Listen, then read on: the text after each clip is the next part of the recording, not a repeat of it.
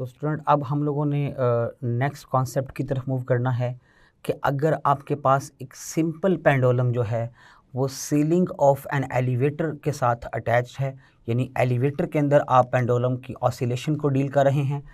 तो स्टूडेंट इस केस में एलिवेटर की डिफरेंट सिचुएशंस में जब एलिवेटर रेस्ट पे हो या यूनिफॉर्म वेलोसिटी से मूव करे तो पेंडुलम के टाइम पीरियड पे क्या फ़र्क आएगा, और जो आपके पास अगर ये अपवर्ड एक्सेलरेटेड एलिवेटर हो फिर क्या फ़र्क आएगा, और अगर ये डाउनवर्ड एक्सेलरेटेड हो फिर क्या टाइम पीरियड होगा, या फ्री फॉल हो तो क्या होगा। 4 केस हमने डील करने हैं।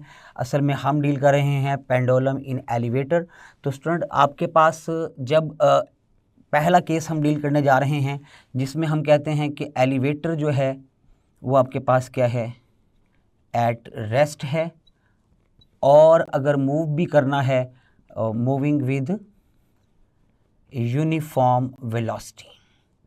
अगर ये वाली सिचुएशन है moving with the uniform velocity, तो इस केस में आप लोगों के पास जो टाइम पीरियड है स्टूडेंट आपके पास सेम वही आ जाएगा, t is equal to 2π√L/g, यानी एलिवेटर की सीलिंग के साथ जो आपने पेंडुलम अटैच किया है उसका ऑसिलेशन टाइम पीरियड का जो फार्मूला है वो वही आएगा जो आप सीलिंग के साथ अटैच किए बगैर जनरली आप विदाउट एलिवेटर डील किया करते थे, क्योंकि इस केस में एक्सेलरेशन नहीं है। अच्छा स्टूडेंट, तो एक तो ये सिचुएशन बन गई। अगर सपोज़ हम कहते हैं कि केस 2 है जिसमें कि आपके पास ये जो एलिवेटर है ये अपवर्ड एक्सेलरेटेड है, यानी एलिवेटर जो है ये आपके पास अगर अपवर्ड एक्सेलरेट करना शुरू कर दे, अपवर्ड एक्सेलरेटेड एलिवेटर में जो टाइम पीरियड का फार्मूला है वो अब आपके पास क्या बन जाएगा स्टूडेंट। तो ये आपके पास जो फार्मूला है, चले यहाँ पर हम कहते हैं ये टाइम पीरियड का फार्मूला है 2π√L/g+a, यानी स्टूडेंट अब आपके पास हुआ क्या, ये आप याद करें जो आपने अपने टेक्स्ट बुक में डील किया था। अपवर्ड आपके पास अगर एलिवेटर मूव करे तो उस केस में जो अपेरेंट वेट है वो रियल वेट से ज़्यादा आता है। अगर आपको याद हो नेट फोर्स आप लिखा करते थे और फिर आपके पास आता था mg + ma is the apparent wait, यानी वेट बढ़ जाता था, और वेट का ही एक कंपोनेंट है यहाँ पर जो यूज़ होना है एज अ रिस्टोरिंग फोर्स। बहरहाल वहाँ उस केस में जो अपेरेंट वेट आता था अपवर्ड केस में वो t इज़ इक्वल टू आया है m × g+a। यहाँ पर हमने एक्सेलरेशन लिखना है तो वो लिखा है g+a। तो ये स्टूडेंट आप लोगों ने एलिवेटर वाली बात से अपेरेंट वेट वाले से लिखा है कि वेट बढ़ गया है, और उसी बढ़ने को हम लोगों ने यहाँ पर लिखा है g+a से। लेकिन एक बात ज़रा देखें, पहले आपके पास था ओनली g, अब g+a है। अब डिनोमिनेटर में फैक्टर अगर बढ़ जाए तो टाइम पीरियड क्या हो जाएगा,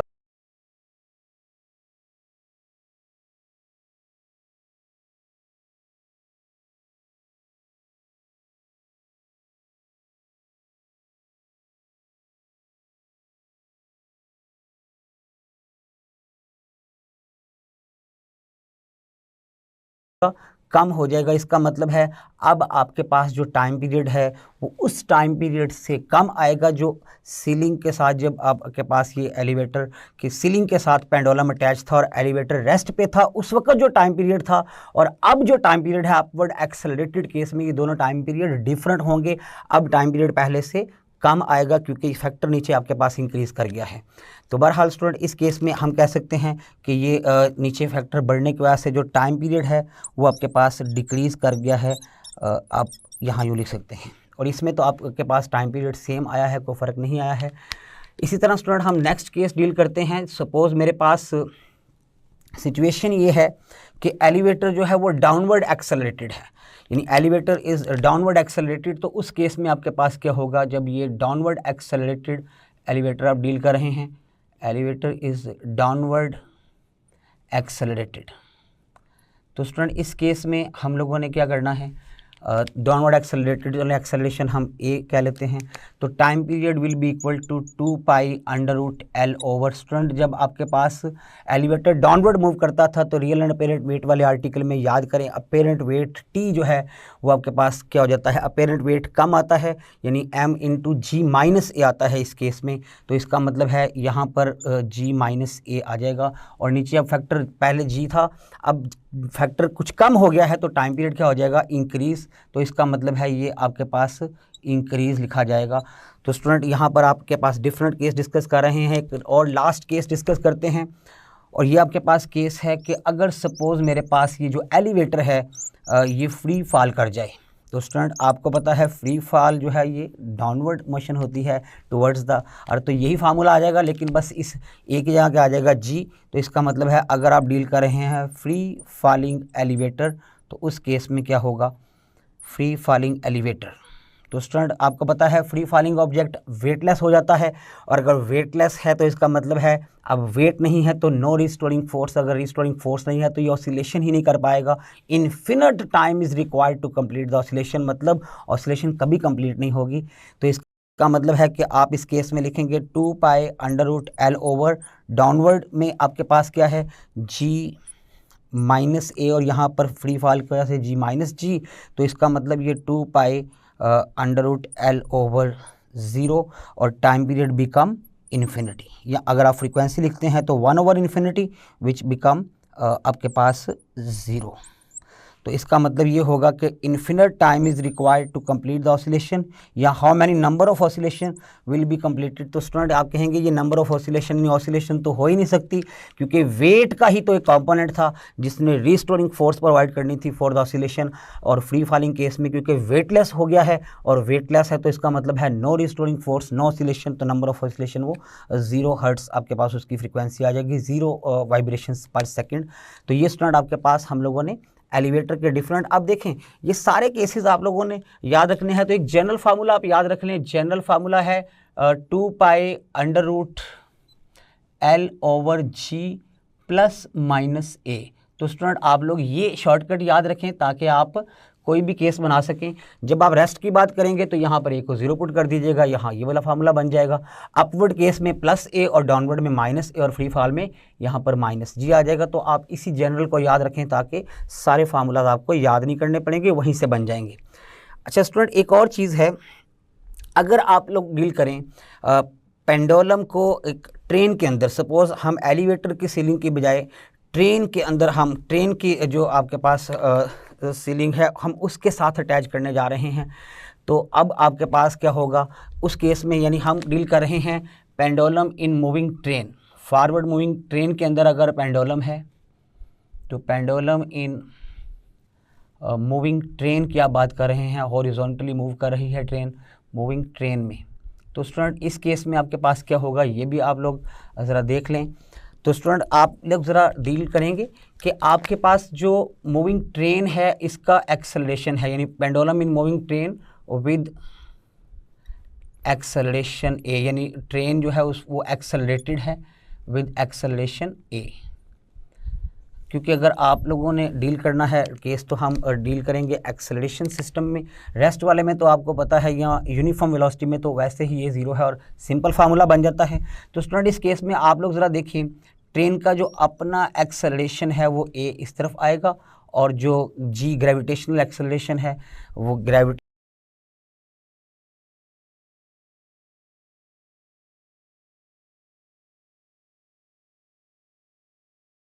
वो जी यहाँ पर आएगा। तो स्टूडेंट जो नेट रिजल्टेंट है वो आप यहाँ पर लिख सकते हैं बाय पैरेललोग्राम मेथड, तो ये आपके पास आएगा नेट एक्सेलरेशन दिस वन।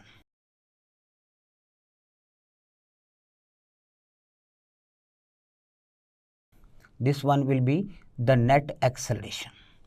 तो स्टूडेंट वो कैसे लिख सकते हैं आप लोगों को आइडिया हो गया होगा मैं क्या करने जा रहा हूँ, पाइथागोरियन थ्योरम से लिखूंगा ये, और पाइथागोरियन थ्योरम से आपके पास क्या आ जाएगा नेट एक्सेलरेशन अगर आप लिखना चाहेंगे तो ये आ जाएगा perpendicular square plus base square square root, तो time period become 2 pi under root L over g square plus a square, और साथ आपके पास यहाँ पर स्क्वायर रूट, यानी नेट जो एक्सेलरेशन है वो हम लोग यहाँ लिखने जा रहे हैं, this one will be the net acceleration student. तो ये आप लोगों ने याद रखना है कि ये है जब आपके पास एलिवेटर की बजाय हम ट्रेन के अंदर पेंडुलम को डील करेंगे। और एक स्टूडेंट लास्ट सिचुएशन और डील कर लेते हैं, अगर आपके पास जो चार्ज्ड मेटल बॉब है उसके लिए हम डील करते हैं। अगर ये मेटल बॉब जो है पेंडुलम की ये चार्ज्ड है, चार्ज्ड मेटल बॉब है पेंडुलम की जिसने ऑसिलेट करना है, तो इस केस में आप लोग कैसे टाइम पीरियड लिखेंगे। तो स्टूडेंट देखें, सपोज़ मैं कहता हूँ यहाँ पर मेरे पास ये पेंडुलम है और यूँ ऑसिलेट कर रहा था,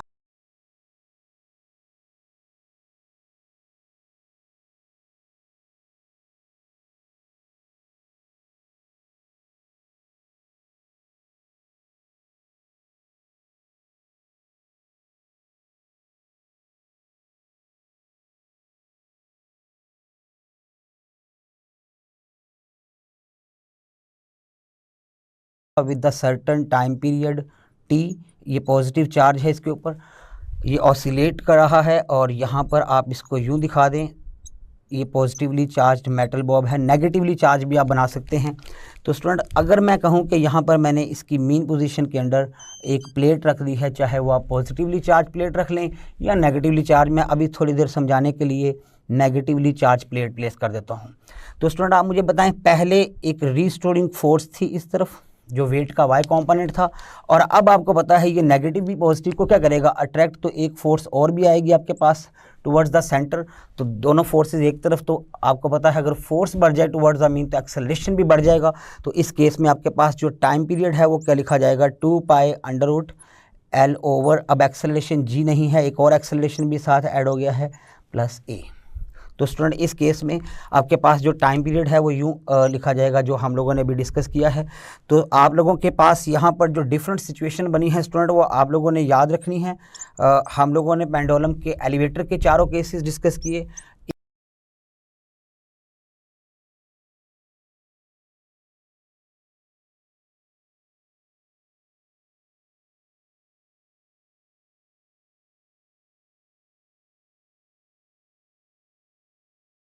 एक हम लोगों ने इसको ट्रेन में डिस्कस किया और अब हम लोगों ने मेटल बॉब चार्ज, और एक जिसे आपके लिए छोड़ के जा रहा हूँ। सपोज मेरे पास ये प्लेट भी पॉजिटिवली चार्ज होती तो फिर क्या होना था, एक restoring force towards the centre और एक फोर्स यहाँ पॉजिटिव ने पॉजिटिव को रिपेल करना था। तो नतीजा क्या है कि नेट फोर्स कम हो जानी थी, एक्सेलरेशन भी कम होना था, तो वो कम हमने यहाँ पर लिखना था जी माइनस ए। उस केस में time period T is equal to 2 pi under root L over g minus a है। इसी तरह आप नेगेटिवली चार्ज बॉब रखें, यहाँ पर आप क्या कर दें, पॉजिटिव प्लेट रखें, तो फिर क्या होगा, और अगर नेगेटिव के साथ नेगेटिव प्लेट हो तो फिर क्या होगा। तो स्टूडेंट जस्ट आपने देखना है, जहाँ पर सेंटर की तरफ फोर्स बढ़ जाएगी वहाँ पर एडिशन आना है, एक्सेलरेशन जो ए है वो ऐड हो जाएगा विद द जी, और जहाँ पर अपोजिंग फोर्स आएगी यानी रीस्टोरिंग फोर्स के अगेंस्ट फोर्स लगेगी due to the electrostatic attraction और रिपल्शन, तो वहाँ पर आप माइनस लगा देंगे। तो स्टूडेंट ये आपके पास डिफरेंट केस हैं, और इस केस में अगर मैं पूछूं कि टाइम पीरियड जो है, अगर मैं यहाँ पर ये प्लेट ना रखूँ और टाइम पीरियड टी होता, और जब आपने इसको प्लेस कर दिया है तो टाइम पीरियड इंक्रीज़ हुआ है कि डिक्रीज़ हुआ है, तो स्टूडेंट ये वैल्यू क्योंकि बढ़ गई है, जी प्लस ही हो गया है, तो टाइम पीरियड कम हो जाएगा। बाकी केसेस आप लोगों ने खुद से डील करने हैं। अब हम कुछ क्वेश्चन देखते हैं इस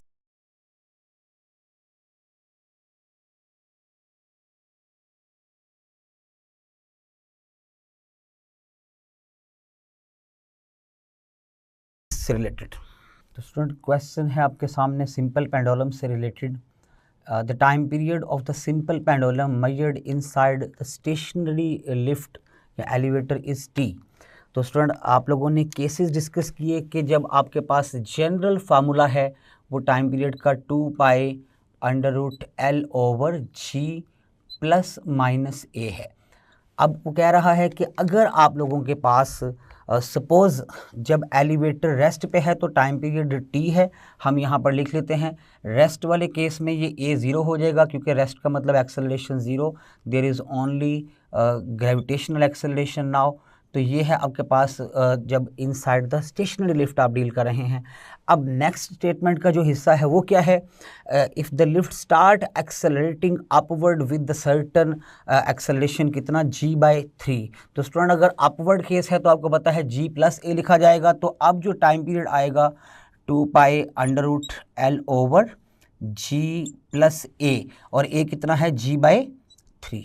तो स्टूडेंट यहाँ पे 3 + 1 4g/3, यहाँ आप इसको लिख सकते हैं 2 pi under root L over 3 + 1 यानी 4g/3, और वो 3 जो है वो मैं यहाँ लिख रहा हूँ, जो यहाँ 3 आना है।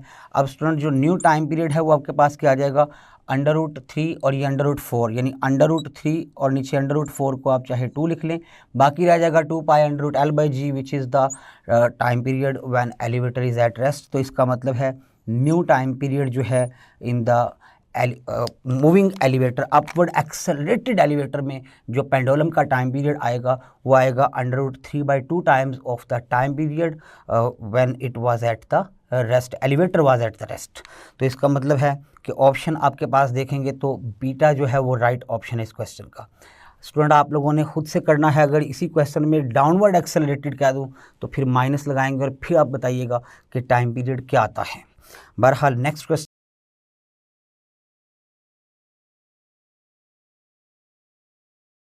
की तरफ चलते हैं। अभी नेक्स्ट क्वेश्चन है if the simple pendulum is placed in the space laboratory. ये वाली इंपॉर्टेंट बात है, अगर स्पेस लेबॉर्ट्री की बात करें तो आपको पता है कि ये आपके पास जो सैटेलाइट्स हैं ये आपके पास फ्री फॉलिंग ऑब्जेक्ट होते हैं और इनका वेटलेसनेस हम डील नहीं किया हुआ है हमने, ये अपेरेंटली वेटलेस होते हैं। तो ये फ्री फॉलिंग सिस्टम बन गया और स्टूडेंट फ्री फॉलिंग केस में यहाँ पर आप G- A की बजाय G- लगाते हैं, तो फ्री फॉलिंग जो सिस्टम है उस केस में 2 पाई √L/G- आ जाएगा और G- 0 तो वही सिचुएशन। तो बस एक हमने हिंट मिल गया, हमें पूरा क्वेश्चन भी पढ़ने की ज़रूरत नहीं पड़ेगी। जब लिखा है in the space laboratory orbiting around the earth तो आप समझ जाएंगे कि स्पेस लेबॉर्ट्री मतलब है वेटलेस हो गया है सिस्टम, और वेटलेस होने का मतलब है रिस्टोरिंग फोर्स नहीं है, now it will not oscillate. तो टाइम जो है आपके पास क्या बन जाएगा 2 पाई √L/0 और समथिंग ओवर 0 इज़ इन्फिनिटी, तो टाइम पीरियड बिकम इन्फिनिटी या फ्रीक्वेंसी बिकम 0। तो ऑप्शन आपके पास इसका जो है वो है infinity.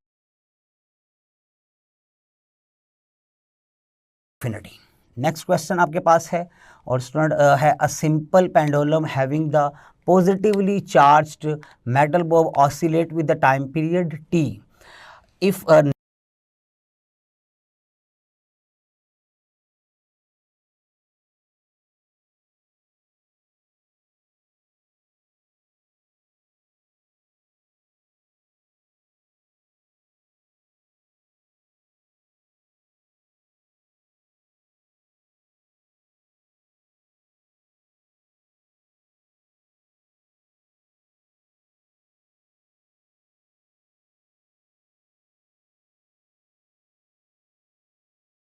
Negatively charge metal place is placed under the mean position. तो स्टूडेंट पहले आप लोग ये डील कर रहे हैं जैसे आपको सिखाया था कि ये मेटल बॉब है और ये ऑसिलेट कर रही है with the certain time period T, और जब ये ऑसिलेट कर रही है तो आपने क्या करना है उस वक्त जो है ऑसिलेशन के दौरान ही आप अगर मीन पोजीशन के अंदर यहाँ पर नेगेटिव प्लेट रख दें तो इसके टाइम पीरियड पे क्या फ़र्क आएगा। तो स्टूडेंट देखें, एक तो इसकी रिस्टोरिंग फोर्स है वेट का y component towards the centre, और दूसरा जब आपके पास ये मेटल बॉब यहाँ पे होगी तो इसको नेगेटिव प्लेट भी क्या करेगी, क्योंकि आपने under the mean position plate रखी है तो नेगेटिव प्लेट पॉजिटिव को अट्रैक्ट करेगी। तो इसका मतलब है इस डायरेक्शन में सेंटर की तरफ फोर्स बढ़ गई, फोर्स बढ़ेगी तो एक्सेलरेशन भी बढ़ जाएगा। तो अब आपके पास जो टाइम पीरियड आएगा वो 2 पाई √L/G नहीं है, एक एक्सेलरेशन और भी आना है और वो एक्सेलरेशन इस इलेक्ट्रिक फोर्स की वजह से है। तो ये आपके पास यूँ लिखा जाएगा। तो स्टूडेंट मुझे बताएं कि ये फैक्टर नीचे बढ़ गया है, यानी वैसे जनरली G होता है, अब G+A आ गया है। जब ये फैक्टर बढ़ जाएगा तो इसका मतलब टाइम पीरियड क्या हो जाएगा आपके पास डिक्रीज़ कर जाएगा। तो इसका मतलब है it's time period will decrease. तो जब आप प्लेट रखेंगे ऑप्शन इसका अल्फ़ा जो है वो राइट चॉइस है।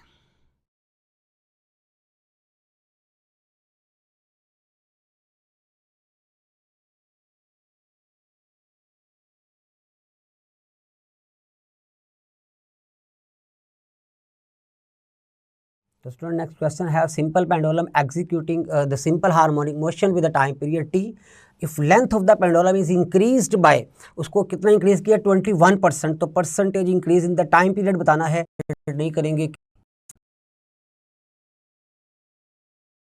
होगा क्या कि इस नेगेटिव की वजह से इसको क्या मिलेगी, जब आप इसको यहाँ प्लेस करेंगे तो ये क्या करेगा इसकी तरफ अट्रैक्शन फील करेगा। अच्छा स्टूडेंट पहले सिंपल पेंडुलम 2 पाई √L/G और पास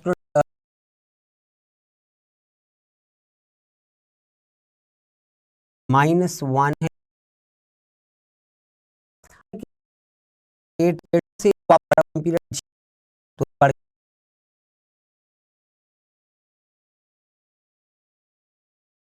ये तो टाइम पीरियड बढ़ जाना था, इंक्रीज वाला ऑप्शन आना था। तो स्टूडेंट आपने सिर्फ केसेस तरफ फोर्स बढ़ जाए इस प्लेट की वजह से, तो समझे आपके पास जी में कुछ ऐड होने वाला है, एक्सेलरेशन बढ़ गया, बढ़ जाए जो है वो राइट ऑप्शन था। नेक्स्ट क्वेश्चन है टाइम आपके पास आ गया, ये फार्मूला याद रखना है जिससे आप पहले लिखते हैं नाउ टाइम 3/2 ओरिजिन